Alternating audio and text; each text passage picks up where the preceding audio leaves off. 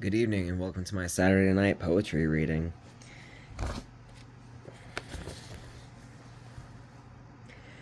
I wrote this May 15th of 2016. Something's changing inside you, you can feel it.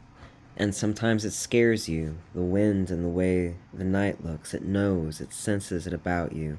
Maybe it's trying to tell you, if only we spoke the language of tree branches and moonlight and slow, brisk, dusty wind. You don't know what to do from here, what place needs healing or what projects need work. You don't know how you want to feel or what to do that would make you feel different.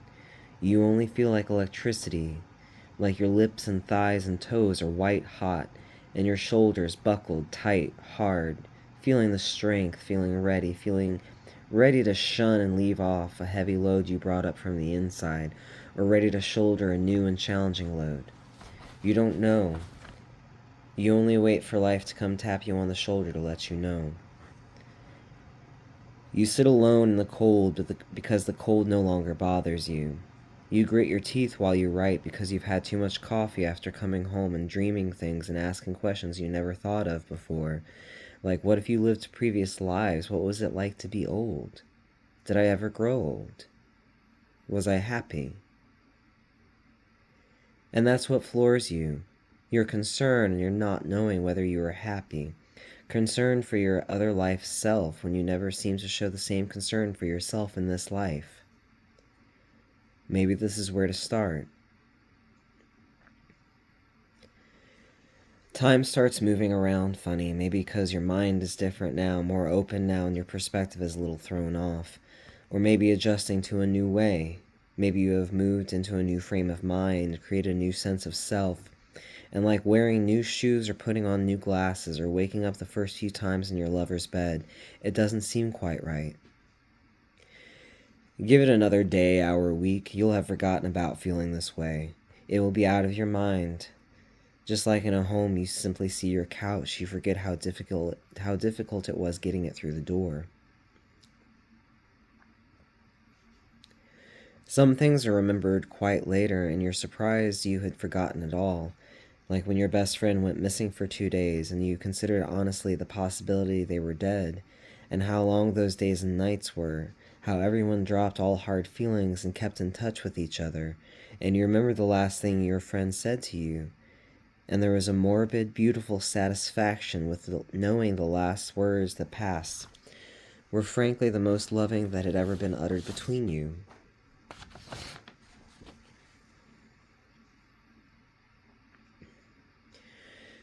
You feel change, you feel pain in your side, you feel suspended in a moment forever of not knowing, blindly feeling the gusts of air on your skin as something moves quickly towards you. And you've noticed you have so much more love to give people lately. You've had so much more joy in short milliseconds of struggling to make perfectly engaged eye contact. The certainty and power washing over you for that moment that is fleeting yet firmly burned into the picture in your mind, and how beautiful people seem to be when they're smiling, when they're looking away, and that is frozen in the interlocked images and movements, and how the light played on their hair, their nose, cheekbones, lips, eyelids. A perfectly orchestrated scene for just a moment, created perfectly by chance. And you wonder if people can sense something different in you, or if you're looking at them differently. You wonder if you feel better or alarmed. Your frankness, your need for completion, sanction.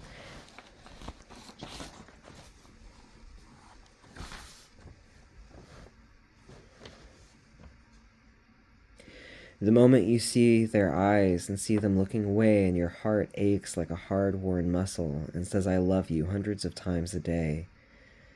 To very many people, and you see a kaleidoscope of paths, and each person has held your hand.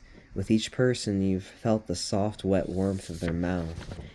Each person has turned and opened their eyes to look at you as if they'd slept near and the morning sun was creeping up on their face.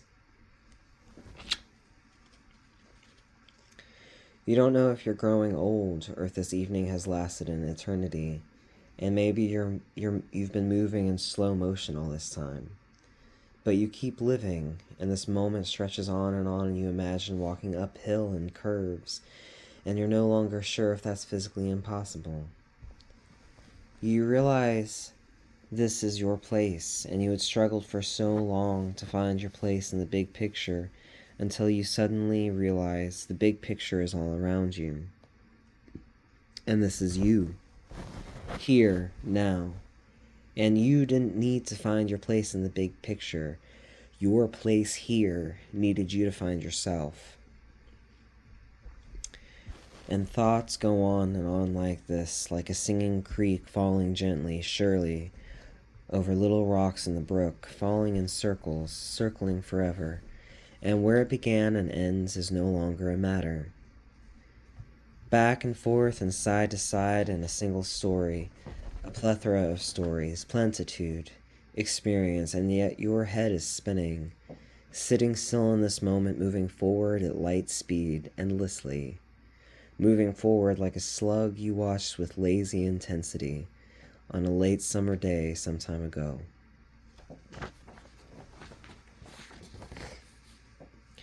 So I wrote this 8.5 years ago.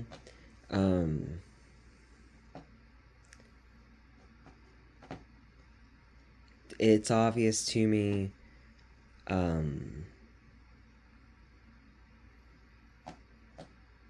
I still lived in a very combative reality.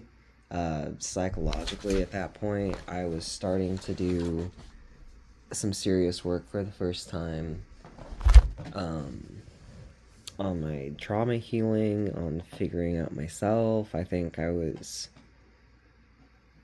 that's probably around the time I was sober. I think I was sober for 2.5 years in my late 20s.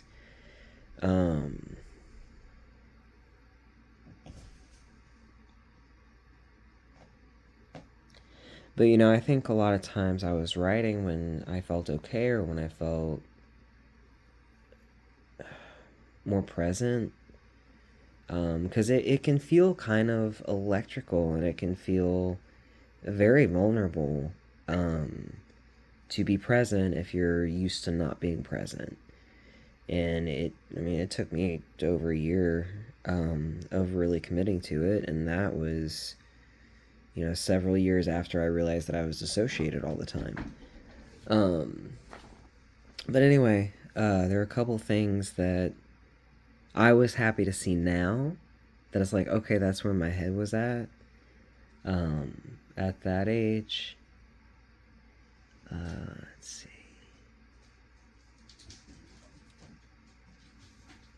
I don't know if I can skim through this as quickly as I'd like to point out anything.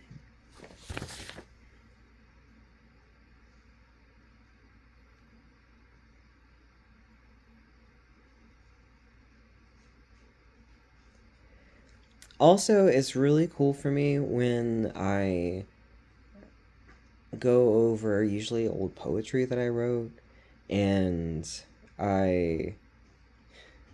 I'll hear something or I'll see or read something that I'm just like, man, I had a little tiny moment of like completely fucking getting it.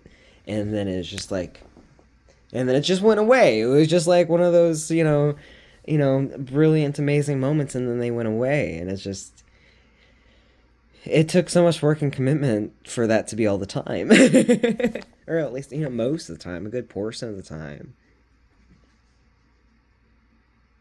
The main, like, intentional focal point of my day, I guess, is to be present and be aware of my body, to feel my body, be aware of my thought processes, my emotions.